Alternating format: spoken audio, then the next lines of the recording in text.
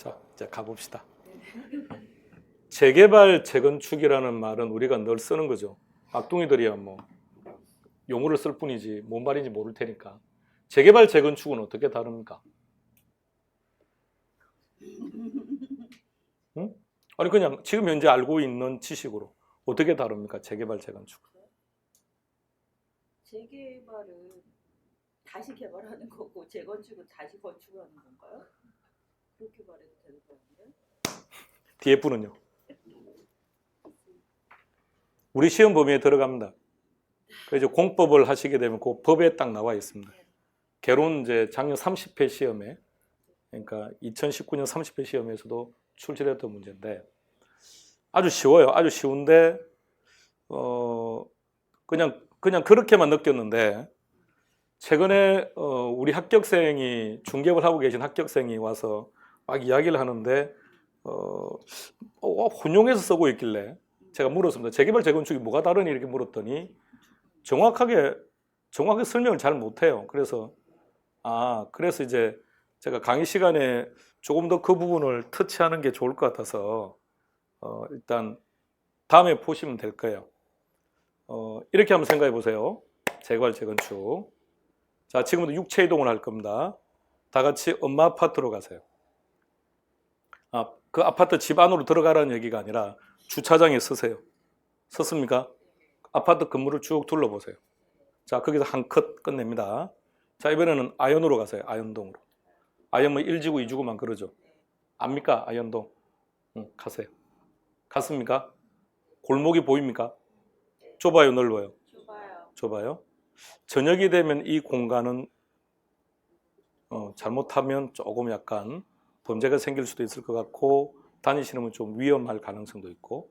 어때요? 자기 집을 가기 위해서 계단을 많이 올라가는 공간들도 보입니까? 오케이. 거기 한 컷 찍어요. 자, 그리고 이 두 개 사진을 가져와요. 머릿속에 스캔하고. 자, 한쪽은 재개발, 한쪽은 재건축이에요. 그래서 법 조문은 어떻게 되냐면 그 다음에 여러분들 이제 공법을 배우시거나 이렇게 배울 거예요. 재개발, 재건축의 법 조문에서 결론은 시험 치기 위해서 키워드는 한쪽은 기반시설이 열악, 한쪽은 기반시설은 양호예요. 그럼 이제 느낌이 오죠. 기반시설이 양호하지만 주거 환경을 개선할 목적으로 하는 게 재건축이에요. 그럼 주거 환경이 열악하기 때문에 전체적인 것을 하는 것이 재개발이에요. 그러면 엄마는요? 재건축이고 아연은 이렇게 해서 그림을 딱 기억하시면 영원히 안 잊어버릴 겁니다. 그리고 어떤 지역 갔을 때 여기는 재건축이야, 여기는 재개발이야 이런 것도 충분히 판단할 수 있습니다. 그 말은 다시 말하면 제가 앞서 PPT를 통해 지금 전반 여러분들한테 보여드리고 있는 게 그림입니다. 저는 방문가게 10년 전속으로 있었고 세롬이라는 회사에 전속으로 10년 있다가 그러니까 작년부터 메가에서는 강의는 했습니다만 올해는 전속을 다 안 했습니다. 자유롭게 하고 그래서 여러 개 지금 회사와 계약을 맺었습니다. 네 곳을 나갑니다. 그러니까 제 동영상이 막 여기저기 다 가면 다 들어가 있습니다. 근데 강의를 하자고 제안을 해왔을 때 첫 번째 제가 제시했던 게 제 페이가 아니라 첫 번째 제시했던 게 PPT입니다. 그게 전자칠판이든 뭐든 상관없는데 PPT로 수업할 수 없으면 강의 안 하겠다고 그래서 없었던 곳은 다 설치를 다 했습니다. 다 했는데 이유가 2019년 동안 30회 시험을 대상으로 쭉 이렇게 강의를 진행해 오다 보니까 그러니까 올해가 30회 시험 기준은 여기에 활자들이 많았습니다. 그림이 대부분 다 없고 글자로요. 글자로만. 그런데 그렇게 계속해서 강의를 하다 보니까 여기다가 그림을 집어넣으면 한결 이해하기가 용이하겠구나라고 느꼈어요. 그리고 우리 머리는 활자로 된 것보다는 그래픽이 된 게 훨씬 잘 입력되고 오래가요. 그래서 그걸로 지금 다 대체시키려고 하는 거예요. 그러니까 방금 말했던 재개발, 재건축을 법 조문을 가지고 그렇게 학습함에도 불구하고 현장에 나가 있는 공인중개사도 혼란스러워한다는 얘기는 결론 정확하게 조문을 통해 시험 치기 위해서 그냥 암기를 했을 뿐이지 정확하게 이게 뭔지 모르고 왔다는 얘기입니다. 그러면 이렇게 한번 생각해 보세요. 재건축을 하면 이사 비용을 줄까요, 안 줄까요? 안 줘요. 그럼 주거 이전비라는 것만 주고 나머지는 다 안 줘요. 그런데 재개발은 다 줘요. 모든 것을. 왜 그럴까요? 재개발을 생각해 봐요. 이거는 공익적인 부분도 같이 따라갑니다. 의미하시겠습니까? 재건축은요, 조합원들의 이익을 위해서 실제 하는 거예요. 그죠? 근데 재개발은 그렇지는 꼭 않아요. 지역 전체에 대한 부분들을 다 개선하는 효과를 가져오기 때문에 공익적 요소가 들어간다는 거죠. 그래서 그림을, 그러니까 앞으로 강의는 계속 이렇게 이루어질 거니까 처음에는 이런 그림 하나하나 만들 때마다 무진장 힘들었습니다. 시간이 많이 걸렸습니다. 그리고 한 번 딱 하고 끝나는 게 아니라 만들었다가 바꾸고 막 이렇게 하기 때문에. 근데 그림을 그렸던 이유는 그게 여러분들한테 이해도가 편하기 때문에. 그러니까 앞으로 계속 1년 동안 강의는 이렇게 진행할 거니까 시험용으로 전환하는 것은 전환하는 거지만 그림을 머릿속에 넣어놓으세요. 아, 지렛대 효과는 타인 자본이야, 자기 자본 수익률이야. 그런데 앞서 그림요.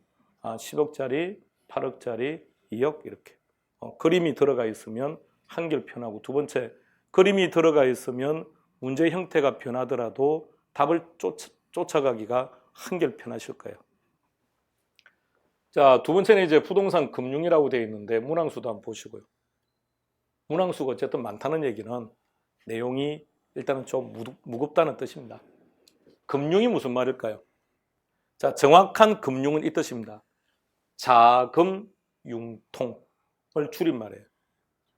자, 그냥 근데 그 의미는 기억하지 말고요. 너무 재미없으니까. 자, 금융. 술 좋아하십니까? 예. 합격입니다. 자, 소주를 좋아하죠? 예, 합격입니다.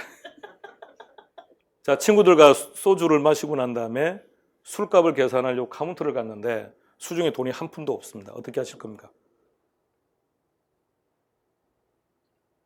응? 카드가 현금입니다. 현금이 없다는 말은 카드가 없다는 말이죠. 자, 어떻게 하실 겁니까? 외상 거절, 전화한다. 누구한테요? 자, 친구한테 하는 걸로 합시다. 자, 친구한테 전화를 해서 돈을 빌렸다고 합시다. 그게 금융이에요. 자, 어떤 의미인지 봐요. 빌렸다가 중요한 게 아니라, 자, 방금 이 돈은 원래 누구한테 있었던 거죠? 내 친구 호주머니에 있던 돈이 나에게로 움직였죠. 금융, 돈의 흐름. 돈이 움직이는 거. 이걸 금융이라 그래요. 근데 왜 돈을 빌린 거죠? 소주 값을 지급하려고.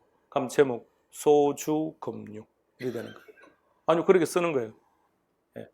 여러분들은 수강료를 지급할 때 카드 사용했습니까? 현금 지급했습니까? 현금 지급하신 분 없습니까? 다 카드입니까? 자, 현금을 지급했다고 생각해 봐요. 그럼 매매라고 그래요. 나는 학원 측에다 현금 줬고 학원은 나에게 수강증을 줬고 거래한 거, 매매한 거예요. 근데 카드를 긁었다고 생각해 보세요.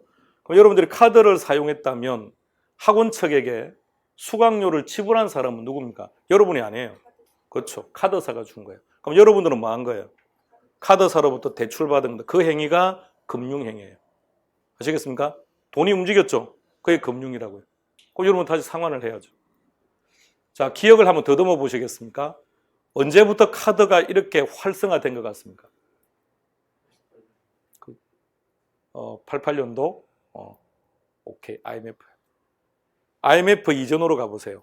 카드는 우리 사회에서 부의 척도였습니다. 그래서 카드 가지고 있는 것을 막 자랑하고 막 이런 시대고요.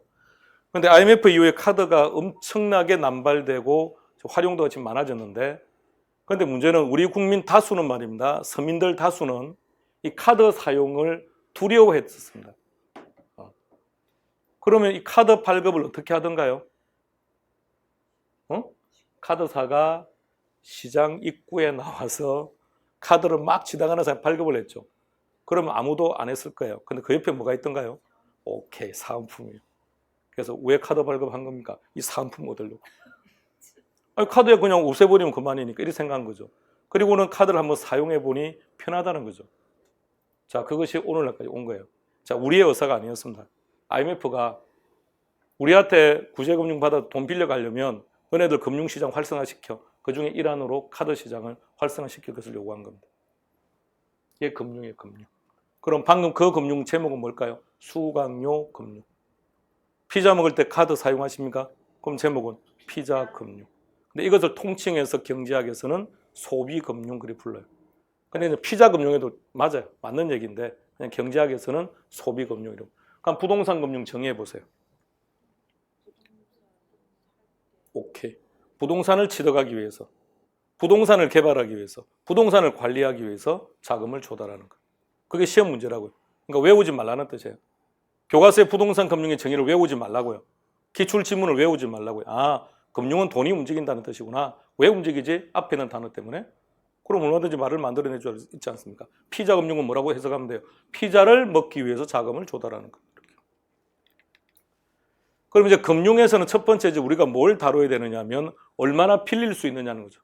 나는 대체 얼마나 빌릴 수 있을까? 그게 LTV, DTI라는 겁니다. 주로 이제 계산 문제로 출제가 되는데요. 자, 강남 소재하는 아파트입니다. 어딜까요? 40평인데 25억짜리입니다. 자, 이 투자자 연봉은 1억이랍니다. 그리고 문제는 뭘 물어보느냐? 이걸 물어봐요. 이 사람은 얼마나 대출이 가능하겠습니까? 이렇게. 물론 추가적인 조건도 제시하죠. 이렇게. 그냥 LTV, DTI라는 게 어떤 건지만 보시고 앞으로 우리가 있는 내용들을 할 거라고요. 자, 구경해 보세요. 여러분 집이 어디 있는지 보시고. 자, 쉽게 생각하세요. 서울 자치구는 모두가 다 투기과열지구예요. 투기과열지, 즉 서울에서 1주택을 보유하고 있으면 원칙상 대출 불가능. LTV든 DTI는 전부 다 0. 막둥이 결혼 안 했죠? 결혼했습니까? 됐어. 자, 막둥이 결혼 안 한 걸로 해요. 자, 결혼했죠. 막둥이 결혼 안 했다, 그죠? 올해 결혼할 거죠? 결혼해, 올해. 올해 결혼하는 걸로. 결혼할 거죠? 오케이. 잠시 질문에서 나와서 말입니다. 우리 지금 경기가 너무 안 좋다 그러죠? 이거 진짜 우리 잘못인 것 같습니까? 아닙니다. 트럼프의 문제입니다. 이게 대한민국의 애환입니다. 우리나라는 내수로 살아가는 국가입니까? 아니면 수출로 살아가는 국가입니까? 자, 다시 말하면 수출로 살아가다 보니 우리의 잘못이 아니라 상대 국가의 잘못으로 우리가 힘들어지는 거예요. 트럼프하고 중국이 이렇게 무역 전쟁을 치르고 있지 않습니까? 누가 이길까요? 무조건 미국이 이기죠. 아직은 10년 정도 지나면 모를까. 그러니까 우리나라는 수출 1위 국가가 어딥니까? 중국이에요. 그러니까 작년 대비 올해 지금 중국에 대한 수출의 비중이 35% 줄었다는 거 아닙니까? 좀 놀래면 안 될까요? 35%나 줄었다는데. 그러니까 이게 우리의 잘못이냐고요. 우리의 잘못입니까? 미국도 재미없지 않습니까? 근데 그러면 그 나라 우리나라 물건을 더 사가겠냐고요. 우리 2위가 미국인데요. 그러니까 이게 우리의 잘못이 아니라고요. 그러니까 우리의 경제를 안정시키려면 내수가 좋아야죠. 내수가. 거기에 이 부동산 값이 지배적입니다. 자, 부동산 가격이 지금 우리가 살려는 그 집값이 딱 반이라고 생각해봐요. 나머지 10억 뭐 하실 겁니까? 당연히 소비하겠죠. 소주 먹을 거면 소주 10억치 먹을 거 아닙니까? 그럼 내수가 어떻게 될까요? 좋아지죠. 고용 창출이 일어날 거 아닙니까? 기업 생산도 늘어날 것이고 경기 엄청 좋아진다고요. 그러니까 우리는 지금 이 부동산 가격이 큰 문제라는 얘기입니다. 우리 경제의 아킬레스건입니다. 이 가격이 확 떨어져 주면 우리 경제는 허벌나게 성장할 텐데. 자, 그래서 저는 이런 생각을 합니다. 월급을 가면 남편분이 받아오는 거죠. 그럼 일단 월급이 딱 들어오면 쓰기 시작합니까? 세이브를 시킵니까? 둘 다 동시에. 자, 세이브 하는 걸로. 그런데 유럽처럼 우리도 주급으로 바꾸어 봅시다. 그럼 주급이 되면 금요일 퇴근할 때 페이를 주는 거예요. 그러니까 유럽은 보세요. 주말이 되면 미쳐버립니다. 온 나라가. 그리고 다시 주중으로 들어가면 또 열심히 일을 하고 주말 되면 미쳐버리고 대륙간 횡단 철도 타고 이 나라 저 나라 돌아다니면 다 소비하고요. 그러니까 유럽은 독일 같은 특수한 경우를 제외하고 그 유럽의 그 많은 나라들 중에서 대한민국처럼 초인류 기업들이 있습니까? 그 나라는 삼성이나 LG 같은 기업들 하나도 없습니다. 근데 우리보다는 훨씬 힐링을 하고 살고 우리가 경제도 훨씬 좋다고 얘기합니다. 왜 그럴까요? 내수로 먹고 사니까. 내수로. 그래서 월급보다는 주급이 훨씬 우리 경제 살리는데 기여하지 않을까요? 우리도 월급을 주급으로 바꾸면 소비량이 어떻게 될 것 같습니까? 환율 늘어나지 않겠습니까? 경기 좋아지겠죠. 동의하십니까? 저를 뽑아주면 제가 가서 할게요. 두 번째, 2019년 12월 말까지 결혼하지 못하면 지금 20, 30대에 한정시켜서 20, 30대가 또는 20대에서 40대 사이에 미혼 남녀가 2019년이 지날 때까지 결혼하지 않으면 영원히 결혼할 수 없다는 법을 만들어야 됩니다. 그럼 막둥이 어떻게 할 겁니까? 결혼해야지. 자, 결혼이라는 게 얼마나 후방 연관 효과가 큰지 한번 생각해 봐요. 여행산업, 의류산업, 또 가전산업, 엄청난 경기요. 아마 만쌍이 결혼하면 경제 성장률 1% 안 뛰겠습니까? 미쳐버리지 않을까요? 그럼 법을 만들어야죠. 아니면 결혼 평생 못하게 만들어버리고. 그럼 이제 결혼할 거죠? 우리 카메라맨도. 오케이. 뭘 결혼한다고 하지 않습니까? 아무도 못하는데. 방법이 있다고요. 경기 살리는 방법. 그러니까 저를 보내주면 제가 만들게요. 자, 그러면 막둥이 이제 올해 결혼할 건데 집을 사야 될 거 아닌가요? 그럼 0%면 대출 못 받는 거 아닙니까? 그래서 신혼 부부들은 예외적으로 40, 40. LTV 40%, DTI 40%. 기억해요. 앞으로 현 정부 동안 규제 완화할 것 같습니까? 강화할 것 같습니까? 유지 내지는 강화시킬 거예요. 그럼 더 늦게 결혼하면 대출받기 더 힘들어진다는 겁니다. 그러니까 빨리 해요, 빨리. 자, 이런 내용들입니다. 이런 것들은 우리가 앞으로 이제 다루게 될 텐데 조금 더 이제 구체적으로 한번 들어가 봅시다. 뭔지는. 자, 용어 좀 보세요. 이게 영어를 직역한 게 아니라 의역을 했기 때문에 우리말하고 약간은 조금 잘 부드럽게 이루어지진 않아요. value니까 가치죠. loan이니까 부채입니다. 그런 의미가 탁탁 들어가 있지는 않아요.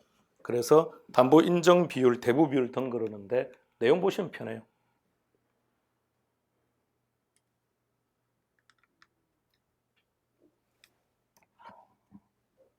니은함 보세요. LTV 비율이 높다는 얘기는 대출을 많이 받는다는 얘기죠. 오케이. 그럼 부동산 수요는 증가. 그럼 부동산 경기는 좋아지겠죠. 대신에 상환 부담은 당연히 커지겠죠. 이렇다 보면 상환을 못할 수도 있죠. 그럼 신용 불량자가 될 수도 있다 이 말입니다. 자, 이렇게 구합니다. 아직은 신경 쓰지 말고요. 이제 다음에 계산 문제 풀 때 이렇게 할 겁니다. 자, 내용만 확인해 보세요.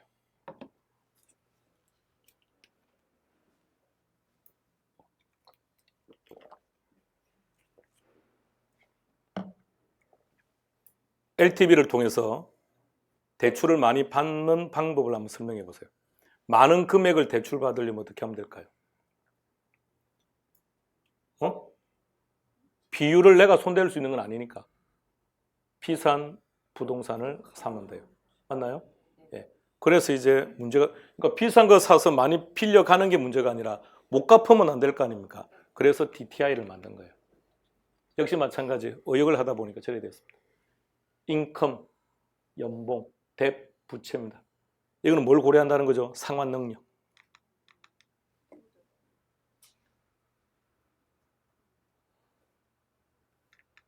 이렇게 구합니다. 자, 보지 마시고요. 자, 확인해 보세요.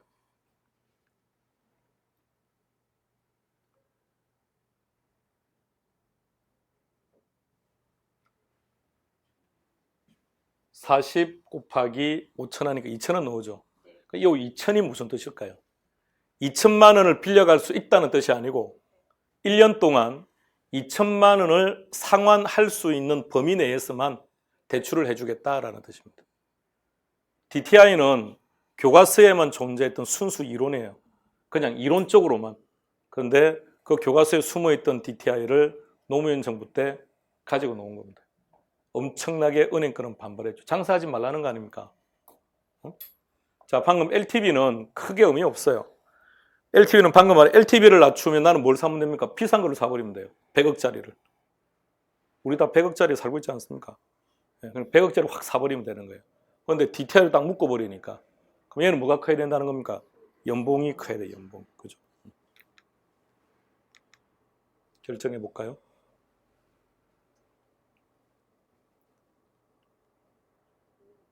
(5) 2번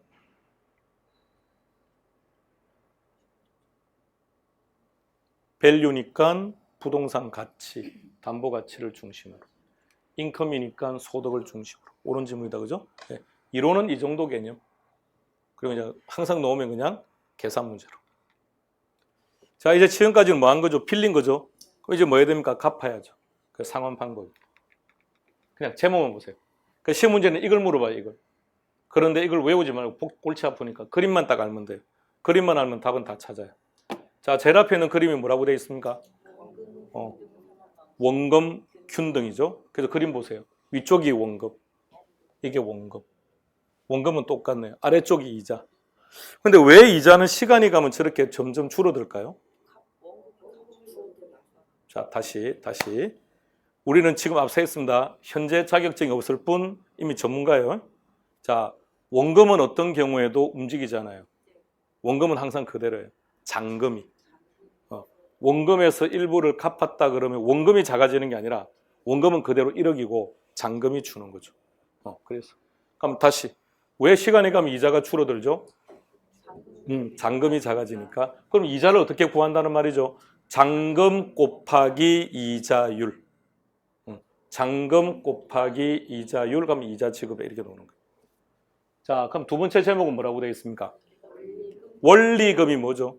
원금과 이자. 원금과 이자를 합친 것. 그럼 그림도 보세요. 위에 게 원금, 아래 게 이자인데 원금, 이자를 합친 게 항상 똑같다고요. 대신 시간이 갈수록 원금은 위에 게 원금 점점 늘어나죠. 이자는 줄어들죠. 그런데 늘어나는 것만큼 줄어들어요. 항상 그 금액은 일정하다는 얘기죠. 오케이. 자, 일단 기본 개념만요. 대출 받아 보셨습니까? 예.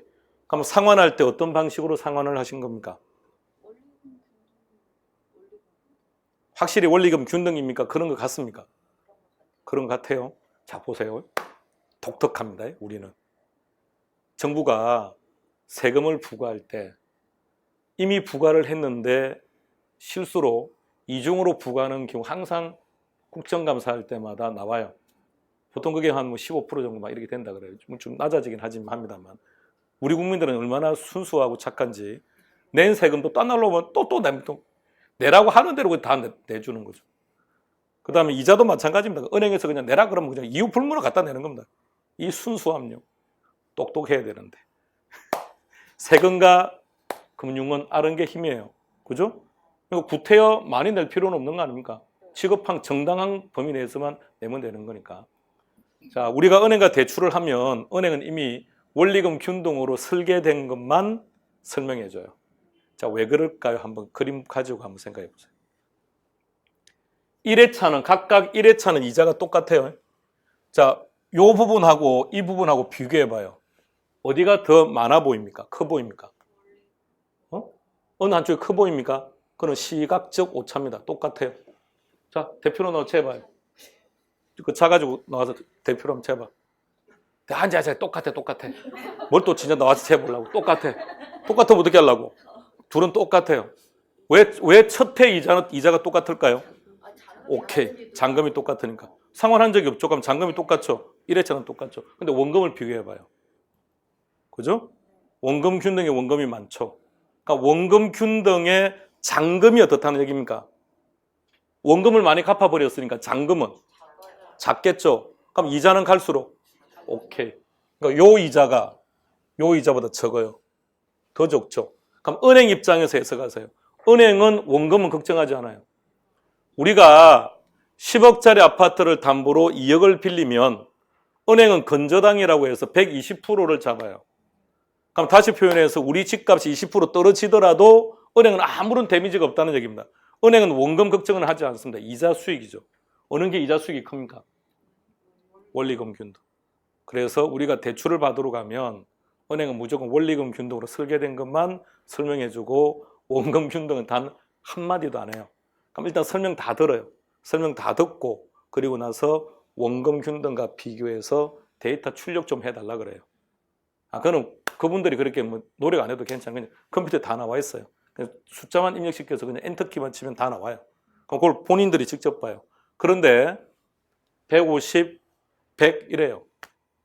초기 부담이 큽니다. 그러니까 차입자 입장에서 원금 균등이 무조건 좋다 이렇게도 말은 할 수는 없어요. 그러니까 자영업을 하기 때문에 월 소득이 안정적이지 않다면 원금 균등을 선택했다가 잘못하면 신용불량자가 될 수도 있는 문제니까. 근데 안정적 월급이 들어온다면 조금 부담스럽더라도 초기에 요렇게. 자, 단순히 한번 계산해 봐요. 상환기간 10년. 차입액, 대출액 1억.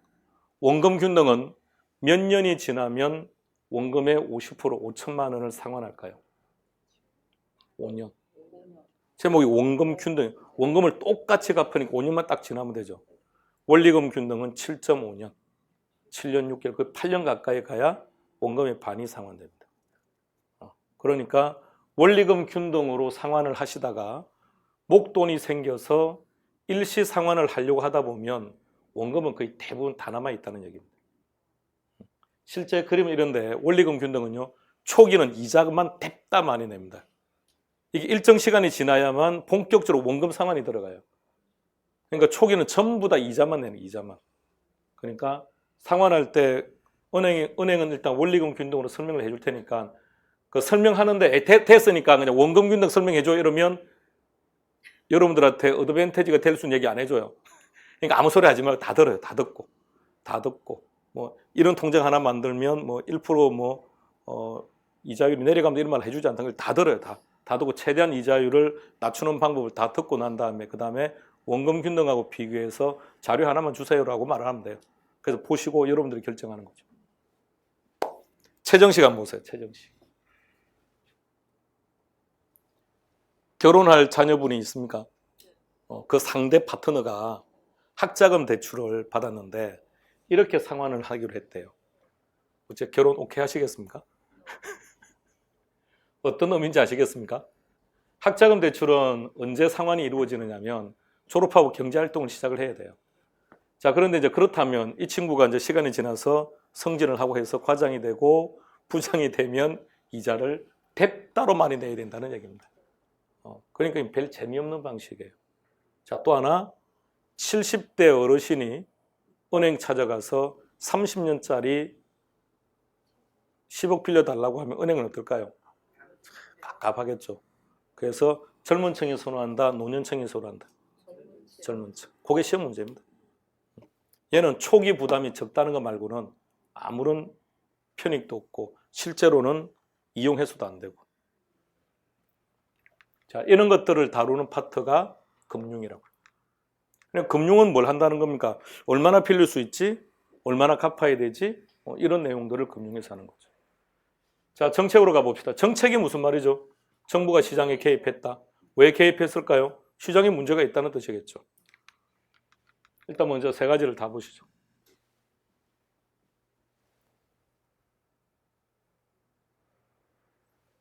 1번에 LTV, DTI 현 정부 들어와서 더욱더 강력하게 규제했습니다. 기본적으로 60, 40이었습니다. LTV 60, DTI 40. 노무현 정부 때부터. 그러다가 현 정부 들어와서 투기 과열지구를 지정하고 당신들은 1가구 1주택이라면 이제 더 이상 대출 안 해줍니다. 이렇게 한 거예요. 그럼 지금 앞서 했던 분양가 상한제를 통해서 새 아파트를 전국을 돌면서 쇼핑하시는 그분들은 대체 돈이 어디 있어서 하는 겁니까? 대출 다 막았는데. 응? 그러니까 현금 보유량이 많은 자들. 그런 자들이 지금 재산을 청시시키는. 그러니까 정부는 부동산 가격을 잡겠다고 대출 규제도 하고 등등 했는데 이렇게 되니까 결론 중산층이 움직이지를 못해요. 그죠? 대출을 받아서 집을 살 수 있는 사람들이 아예 막혀버렸고 현금량이 많은 사람들만 유리합니다. 지금 현재 대한민국 시중의 통화량, 그러니까 투자처를 찾지 못해서 놀고 있는 돈이 얼마나 된다 그러던가요? 1100조요. 과연 놀래지도 않아요. 빡통이 1100조는 공이 뒤에 몇 개 붙어요. 많이. 그냥 아예 그냥 1억이라고 하면 좋을 텐데 100조, 1100조 그러니까 이게 많은지 안 적은지를 몰라요 우리가. 엄청난 금액입니다. 이게 4개월 전에 600조였어요. 이게 1100조가 됐다는 얘기입니다. 뉴스를 듣다 보니까 통화량이 증가하고 있다는 말이 들으면 무슨 뜻입니까? 아, 경기가 안 좋다는 뜻이구나. 왜 통화량이 늘어날까요? 투자처가 없다고요. 딱히 어디에 투자할지 몰라서 이 돈들이 다 빠져나와서 대기 중에 있다는 겁니다. 근데 이렇게 많은 자금들이 어느 특정한 곳에 집중돼 버리면 그 시장이 어떻게 될까요? 완전 광풍이 불 거라고요. 그러니까 만약 이 돈들이 어느 아파트에 부동산에 집중돼 버리면 부동산 시장이 엄청난 문제가 발생하겠죠. 그래서 이게 위험하다는 뜻입니다. 경기가 안 좋은 것도 있는데 너무 이 자금이 많으면 안 돼요. 이 자금들이 어느 한 곳에 몰려버리면 안 되니까. 그런데 위에 세 가지 말고요. 정말로 강력한 부동산 규제가 뭘까요? 명품 좋아한다 그랬죠? 좋아하는 걸로. 자, 상황 설정해 주세요. 우리는 모두 다 명품 가방 500만 원짜리를 가지고 있다. 상황 설정해 주세요. 금액을 좀 더 올릴까요? 500 됐습니까? 근데 표정이 썩 좋은 표정이 아닌데. 자, 500. 자, 그 가방을 들고 나갑니다. 기분은? 뿌듯해요? 오케이. 자, 그런데 그 가방을 만든 회사가 어느 날 원가 공개를 하겠다고 기재회견을 한대요. 그러면서 이렇게 말을 했습니다. 우리 회사가 이 가방 하나 만드는 데 들어가는 비용이 50만 원입니다. 라고 말을 했다고 합시다. 그럼 어떻게 될까요? 그 순간 그거는 그냥 50만 원짜리일 뿐이에요. 어떤 의미인지 한번 생각해 보시겠습니까? 아파트 분양가 원가 공개하면 가격 잡는 데는 확실할 겁니다. 시장이 어떻게 될 것인지를 한번 생각해 보세요. 방금 그 상황이에요. 나는 500만 원의 명품 가방이라고 늘 생각했고 명품 가방을 가지고 있다가 나는 언제든지 필요하다면 이걸 현금으로 바꿀 수도 있다는 생각을 하고 있었던 거 아닙니까? 그런데 50만 원짜리라고 하니 이제 이걸 들고 나가 본들 무슨 의미가 있냐고요. 나는 내 아파트가 20억짜리라고 지금까지 생각을 하고 있었는데 원가 공개를 한다고 하더니 5억짜리래요. 그럼 너는 5억짜리인 거죠. 뭐 이게 무슨 의미가 있습니까? 어떤 미친놈이 20억 주고 사겠습니까? 그죠? 근데 가격을 잡는 데는 어떻게 될 것 같습니까? 확실해요. 막둥이는 원가 공개하기를 원합니까? 안 하기를 원합니까? 막둥아, 너 명의의 아파트가 몇 채 있니? 너는 동의해야지, 너는. 곧 결혼할 텐데. 아파트를 사야 되는 입장인데. 하는 게 좋죠? 본인한테 그게 홀딩이 좋지 않습니까? 그래서 가격을 다 내려놓고 사야 될 거 아닙니까? 그러나 가지고 있는 입장에서. 자, 내 재산이 얼마인지 한번 생각해 보세요. 박동희 생각하지 마. 없잖아. 내 재산이 아니 남편 거 이런 거 하지 말고요. 그냥 본인 거 생각해 봐요. 했습니까? 그래서 부동산이 차지하는 비율이 몇 프로인지 한번 생각해 보세요. 몇 프로 정도 됩니까? 몇 프로 정도 됩니까? 거의 절대적입니다. 네, 부동산 절대. 그러니까 상당수가 90%예요. 안 좋은데도 불구하고 70% 그러면 그나마 괜찮다고 말을 할 정도면 대한민국에서는. 그러면 어느 특정인의 재산이 상당 부분이 부동산인데 자, 부동산 값이 떨어진다고 생각해 봐요. 예, 심리적으로 어떻게 될 건지. 자, 다시 상황 설정해 봅시다. 자, 우리는 전부 다 10억짜리 아파트를 가지고 있습니다. 근데 이 아파트 값이 계속 올라요. 12억으로, 3억으로 올라요. 소비량은요, 소비를 늘립니까? 자, 다시 갈게요. 아파트 값이 계속 올라가면 내 연봉은 어때요? 연봉은 변함이 없죠. 내 재산만 늘어날 뿐이죠. 근데 소비를 늘린다고요. 왜요? 심리적으로 여유로워지니까. 자, 똑같이 반대로 갈게요. 내 아파트까지 떨어집니다. 그럼 소비를 위축시킵니다. 소비를 안 합니다. 내 연봉은 아무런 변화가 없어요. 이것이 과거의 위정자들이 아파트값 함부로 손 못 댔던 이유입니다.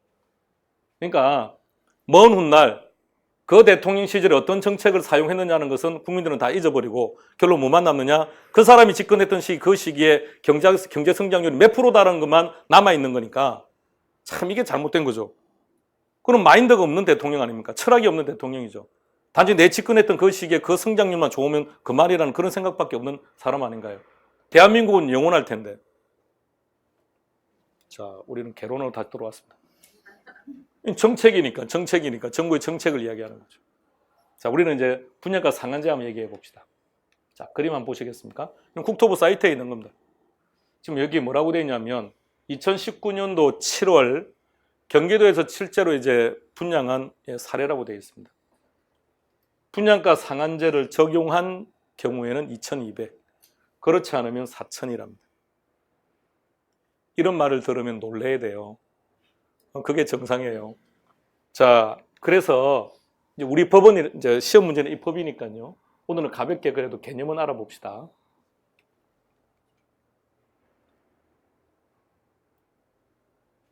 공동주택이라고 했습니다. 공동주택의 종류는 4가지입니다. 그때 들어가서 다루기로 하고요. 공법 시간에서도 배우실 거예요. 그중에 우리는 아파트라는 게 있습니다. 그 편의상 아파트라고 전제해요. 아파트가 분양가 상한제를 적용받구나. 자, 공공택지가 뭡니까? 우리가 흔히 표현하는 국유지. 정부가 가지고 있는 토지. 그럼 여러분들이 이제 건설업을 하는데 정부가 가지고 있던 토지를 여러분들이 매입을 하게 되면 민간 택지를 매입할 때보다 매입가가 어떨까요? 싸요. 그럼 이익이 많죠. 대신 분양가 상한제를 적용해서 분양가는 인근 시세의 7, 80%만 분양하세요라는 말입니다. 자, 두 번째 보세요.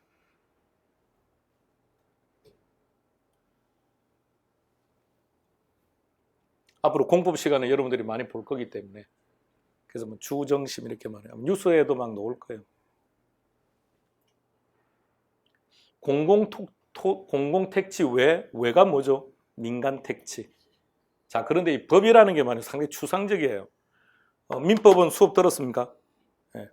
민법은 판례가 아주 중요하다고 말하던가요? 왜 판례가 중요할까요? 조문이 추상적이라서 그래요. 조문이 명확하면 돼요. 조문이 명확하면 판례가 있을 필요가 없어요. 조문이 추상적이다 보니까 해석이 다양할 수 있다는 거죠. 그러니까 판례가 많은 건데 마찬가지예요. 법을 보세요. 민간 택지에서 가격 상승 우려가 있다. 그러면 1% 뛰는 게 우려가 있는 겁니까? 10% 뛰는 게 우려가 있는 겁니까? 그럼 100%입니까? 아주 모호합니다.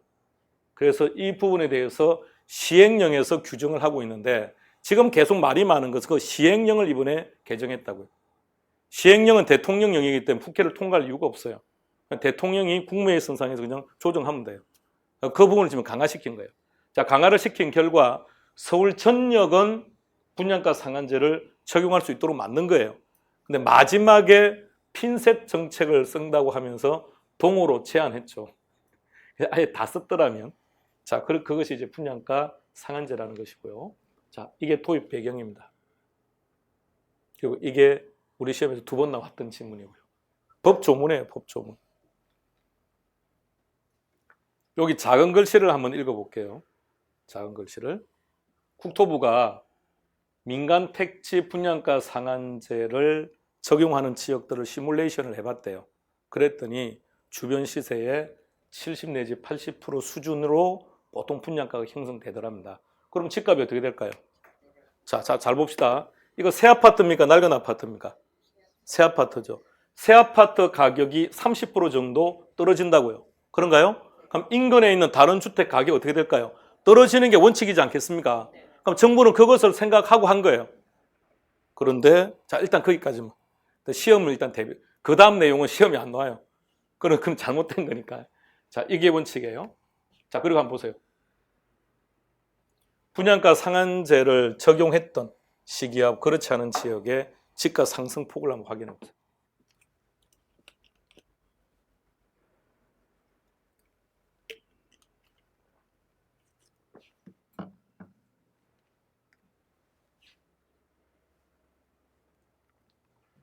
실제 통계청 데이터니까 정확한 겁니다. 자, 근데 문제가 하나 있습니다. 분양가 상한제를 말입니다. 2006년에서 1900 뭐라고 그러죠? 1996년부터 아니네요. 2006년부터 이거 제가 잘 못 읽었습니다. 2006년부터 13년도까지 적용했습니다. 자, 근데 이렇게 생각해 봐요. 이 시기에 왜 이렇게 가격이 잘 잡혔을까? 몰랐다는 거죠. 저것이 어떤 결과를 가져올지. 경험이 없었으니까. 그러니까 효과를 본 거죠. 문제는 한번 경험을 해버렸죠. 한번 경험을 해버리고 나니까 정부가 이번에 또다시 실시하니까 안다는 얘기입니다. 이미. 건설회사가 앞으로 새 아파트 공급량 줄이겠구나. 그러면 새 아파트는 앞으로 공급이 부족할 테니 가격이 올라가겠구나. 그래서 새 아파트 쇼핑을 하러 전국을 돌아다닌다는 얘기입니다. 자, 방금 하는 것은 시험에 안 나옵니다. 우리는 철저하게 시험 칠 때까지는 시험용으로. 이게 분양가 상한제입니다. 제목 뭐라고요?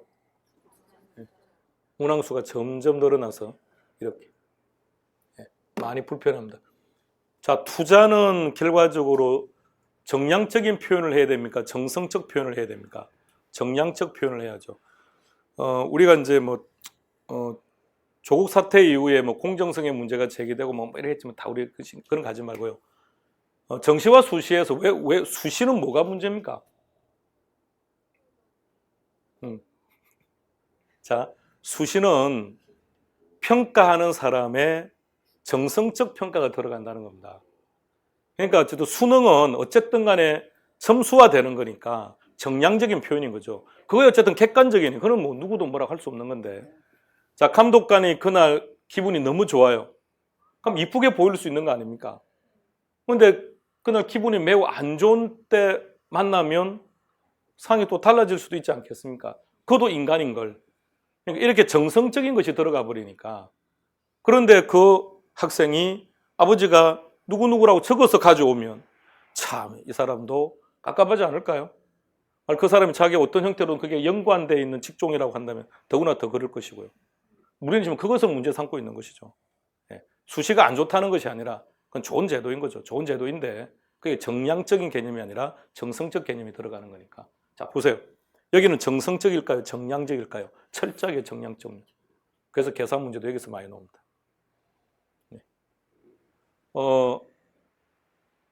수포했습니까? 수학 좋아했습니까? 좋아했습니까? 수포했습니까? 골치 아픈데? 그런데 수학적인 지식 아무것도 필요 없습니다. 개론에서 계산 문제는 수학적인 지식이 하나도 필요 없습니다. 그리고 저는 공식을 단 하나도 설명드리지 않을 겁니다. 그냥 풀어가는 방식요. 답은 아주 간단해요. 간단하게 답을 찾을 수 있습니다. 그런데 문제가 하나 있습니다.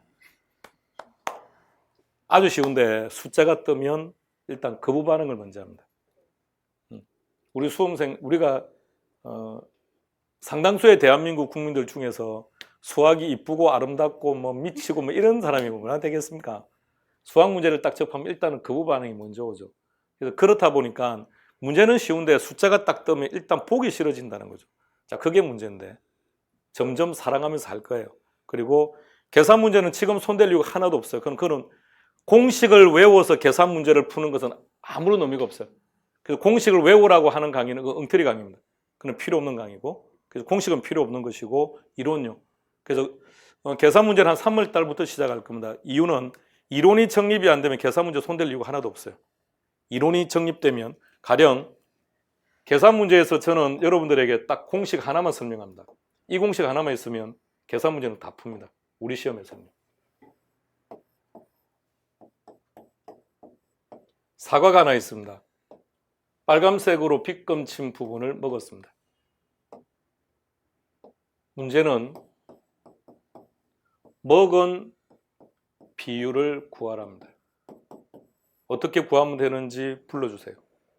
분모, 오케이. 전체 사과, 분해. 그 다음, 그렇죠. 먹은 거. 개론에 사용되는 공식은 100%다 여기 다 대입하면 됩니다. 여러분은 지금 이 공식을 이 내용을 통해서 개론에 사용되는 공식 중에서 100개 정도의 공식을 지금 다 암기한 겁니다. 이렇게 푸는 겁니다. 공식을 외우는 것은 전혀 의미가 없어요. 그럼 결론은 뭐죠?